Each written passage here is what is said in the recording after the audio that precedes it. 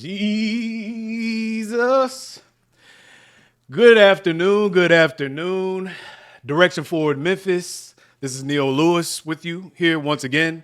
Sorry, it's been a couple of days since I last posted a video. Had some things going on in the background and hopefully for the betterment of the platform and channel. Again, I haven't started promoting this channel at all yet.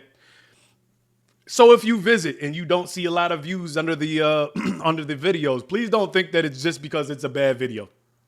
If you've watched into this 30-second clip so far, or 30 seconds of this first video, I thank you. If you visit any of the other videos or become a part of the platform for a long period of time, for the foreseeable future, I thank you as well. This is an interactive. This is meant to be an interactive platform for dialogue, discussion, Memphis issues, the state of Memphis, news that is going on in the Memphis area, so on and so forth. But I'm motivated, and I think that overall, right now here in Memphis, it's a beautiful day. The things that have been going on. I'm constantly in tune with, the events that are going on in the city, the news that is going on in the city, political decisions that are being made on our behalf here in the city. This morning, as a matter of fact, I went to my voting location and voted. It's August 1st. So please, if you live in Shelby County, go vote. Today is your day to let your voice be heard. And so, yeah, that's part of our responsibility as being a citizen of this city and surrounding areas, Shelby County, ultimately. There's some kind of interesting questions on there that I didn't know a lot about. They had a question about, Supreme Court judge, whether they should be retained or not. And then they had another question about I believe a federal judgeship on whether or not it should be retained or not, or that individual. When I was thinking about it, I'm not sure whether or not that's something that happens, in every single judgeship. If there's something on the ballot asking whether or not that judge should be retained or not. But I really had to take a look at the circumstances surrounding that, but that was something that wasn't highlighted. I didn't see it anywhere as far as the other questions that would be on the ballot. And anytime that I'm voting for or against something, I want to know what the hell I'm voting for. That judge may have might have points of view that, I don't agree with, that don't align with me. And so, I think it just makes sense to kind of know what you're going in there for, what you're doing, who you're voting for. The biggest part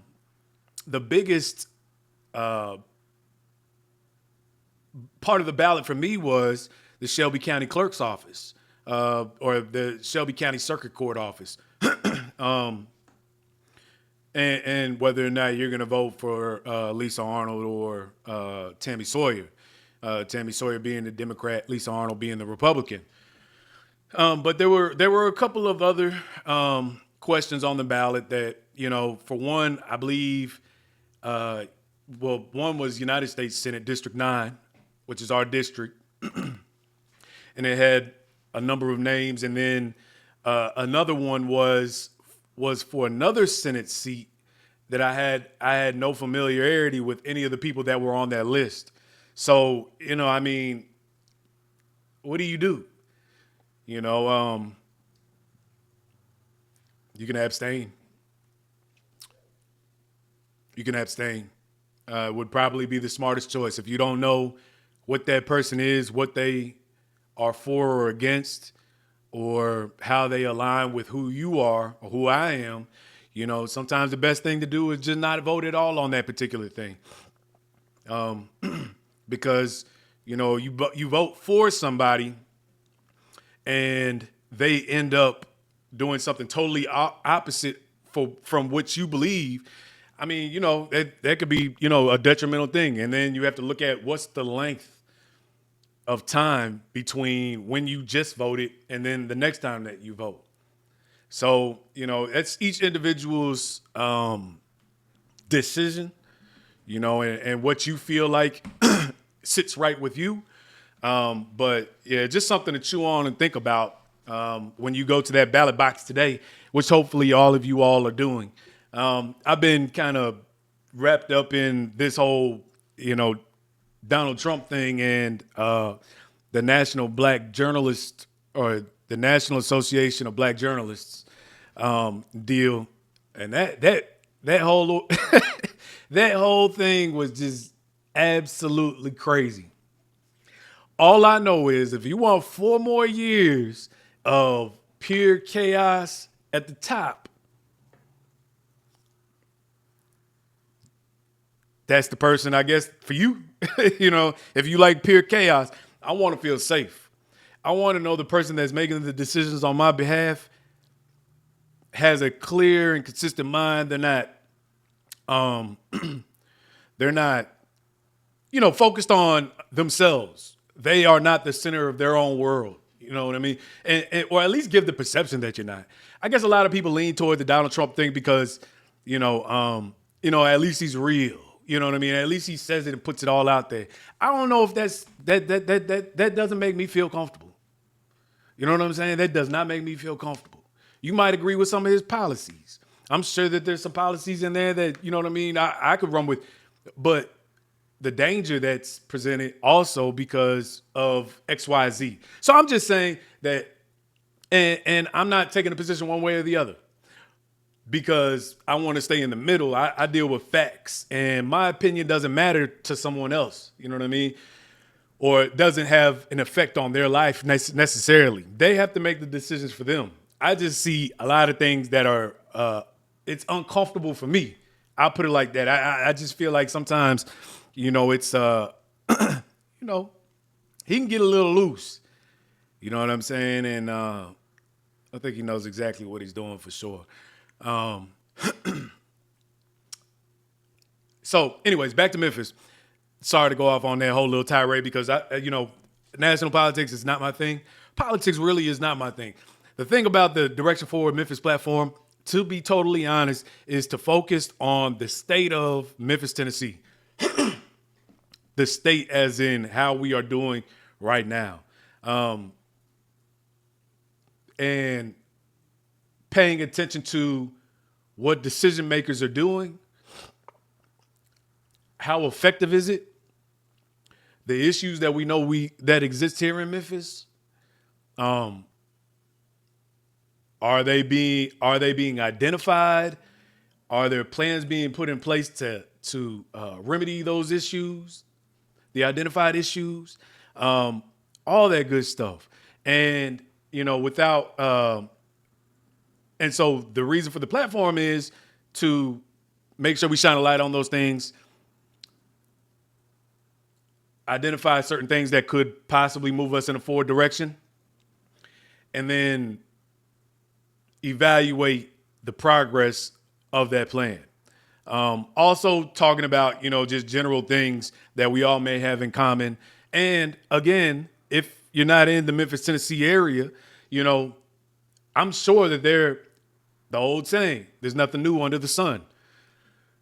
There's certain things in your community that might be exactly the same as what we have in ours. So that interaction is important also with people outside of the community or issues that we may have going on in our community that we've been able to move past or are in the process of dealing with, or, whatever the situation is that could be taken and utilized elsewhere. So participation or viewership or attention across the board is what's ultimately necessary, and I feel like effective and will get us further faster.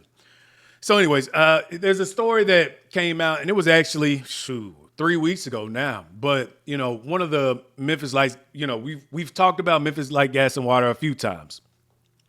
And so this story was kind of generally revolving around MLG and W.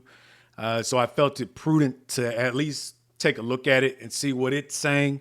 I honestly feel like if you have an emotion or an opinion, a position behind something, you should know absolutely as much as you can on why you have that position on that particular subject.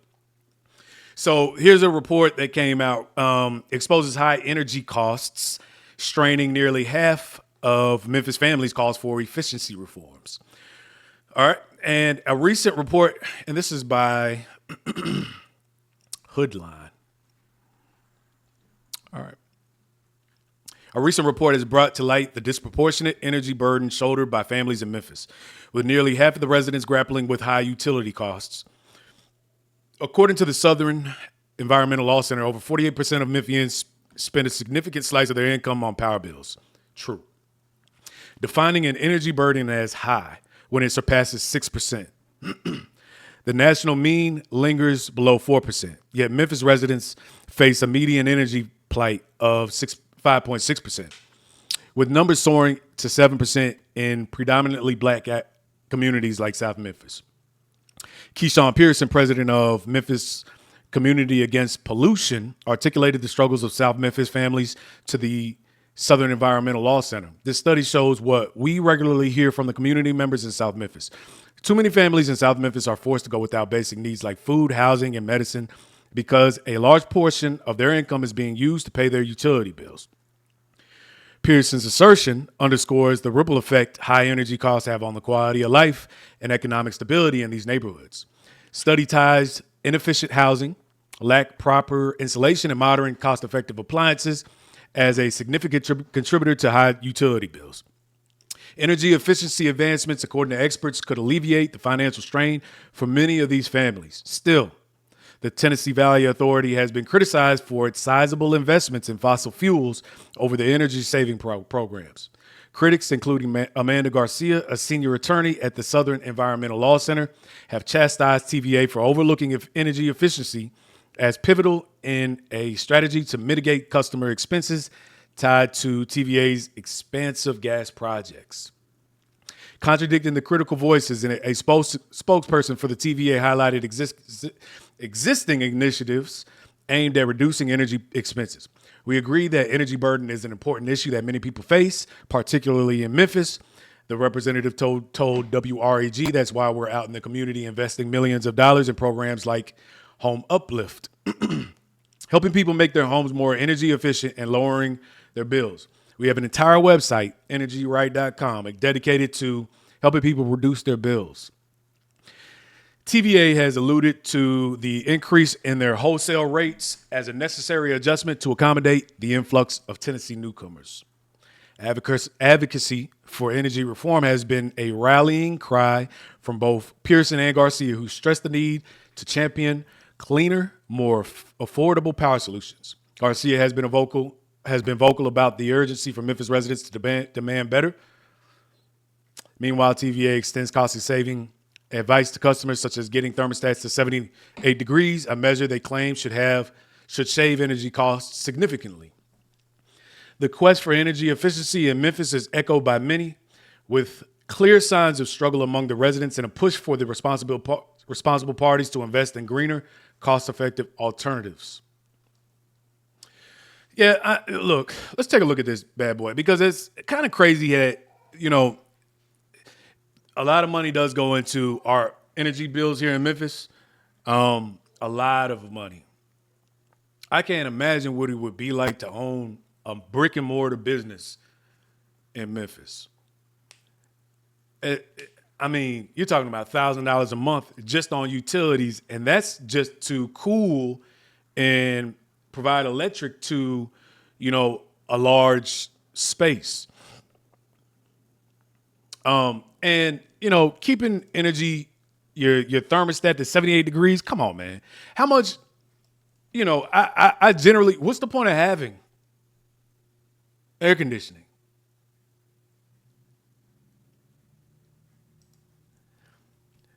I know that that's a good general rule of thumb.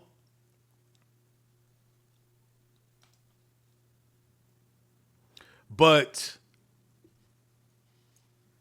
it's difficult to do. Now, me personally, I turn my air off, especially during, the first part of the day. In the morning time, I don't need it. Okay, so I'm speaking specifically for the summer.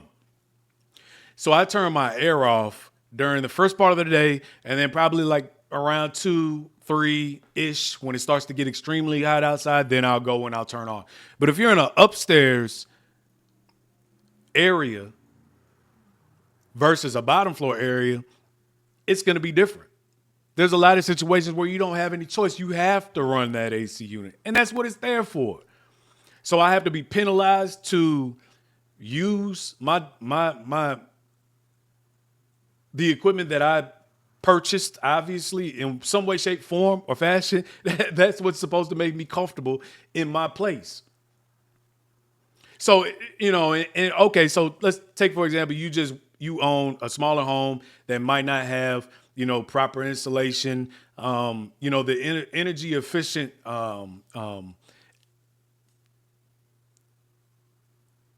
use energy efficient types of you might have cracks in the windows. They may not be sealed off properly. Your doors, so on and so forth. And you don't have the money to be able to upgrade your home the way that you would like to. All right. So they say TVA in the article said that they're investing millions. That's why we're out in the community investing millions of dollars in programs like Home Uplift. So they cite energyright.com. Okay, so your energy savings start with TVA Energy Right. We help people and businesses make smart energy decisions. Looking for business incentives or rebates for home energy upgrades? Interested in electric vehicles? TVA Energy Right is here to help.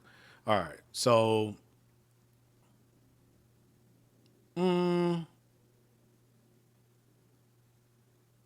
explore money saving rebates, because the only thing I care about is money. If I'm having to pay on a monthly basis a ridiculous amount of money, the only thing that I care about is how do I get that money back in my pocket. In incentives, I'm trying to figure out how. Okay, so let's just see. All right, so incentives for businesses because they're larger. Reducing operating costs, boost your bottom line, and achieve energy goals with energy efficient incentives from TVA Energy Right and your local power. So find your incentive.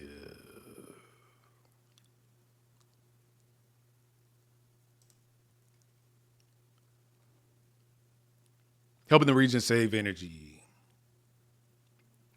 So to help businesses save money and energy, we're offering financial incentives on qualifying equipment purchases.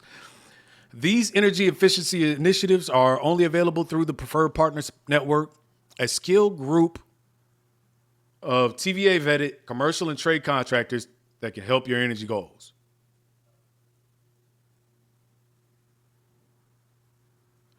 So custom incentive gives you the flexibility to make energy efficient improvements unique to your facility and operation. Businesses can reduce costs and receive an incentive for doing so by installing new energy saving electronic.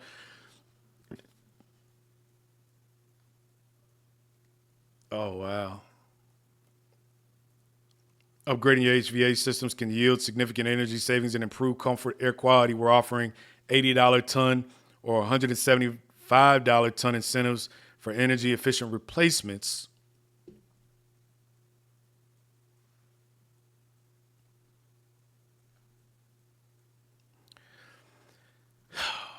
I'm trying to figure out whether or not this does it make any sense because, okay, I guess you fill out whatever it is. Let's get started. If you have energy is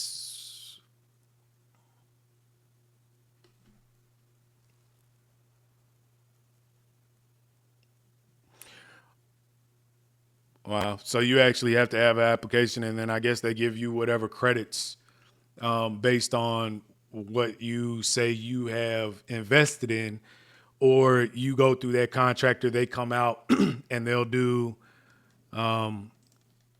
whatever retro work to your establishment to bring down or the overall bill, but improve the efficiency of your structure. Um, a better home energy efficiency means a lower energy bill. So this is home. savings. Better home efficiency means a lower energy bill, increased indoor comfort, and a reduced carbon footprint. So you can find a rebate for up to $1,500 replacing your HVAC system, $300 for a duct system, $800 water heating, air sealing, $300 insulation, $15 per window for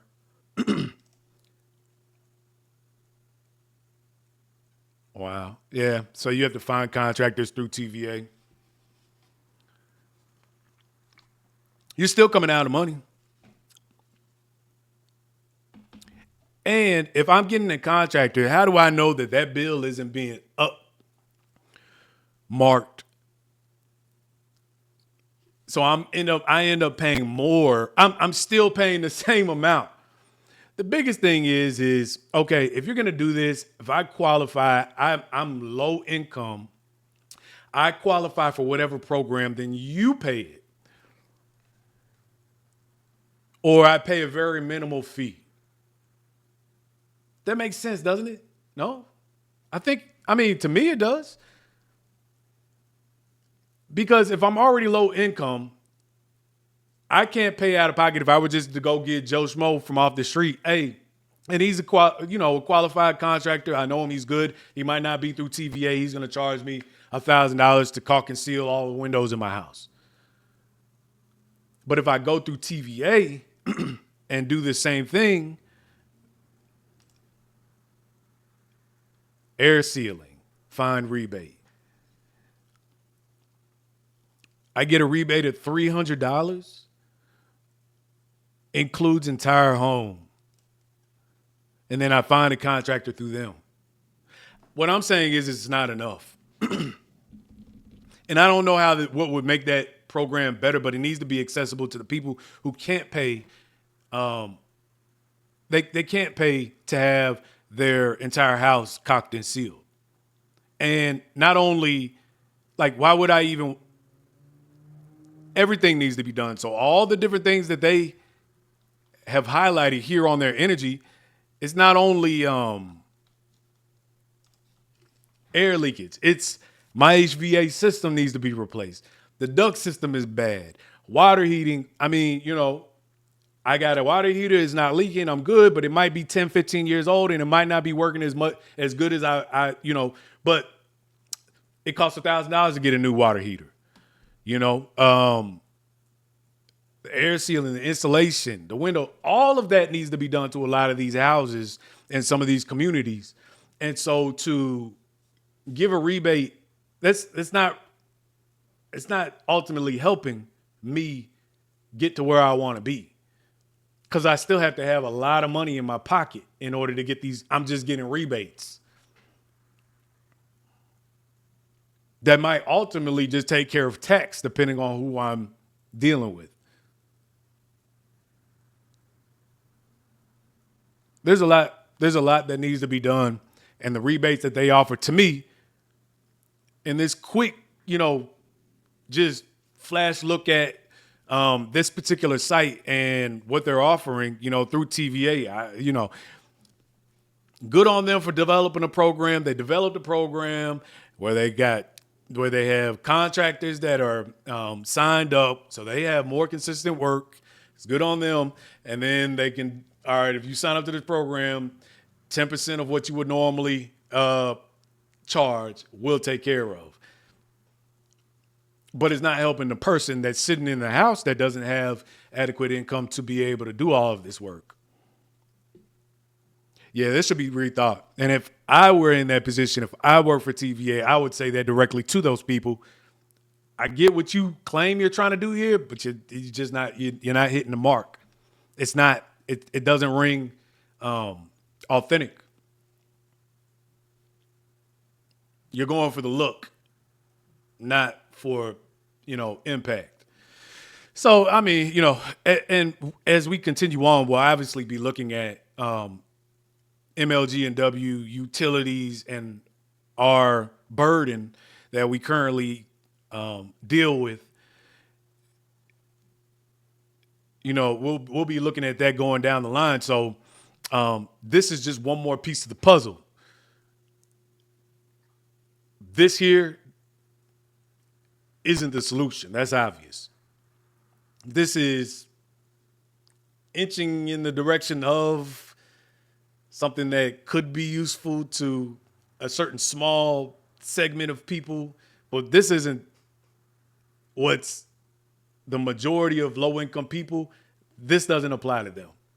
So they just have to do better as far as identifying better solutions. Okay, let's jump on to the next thing.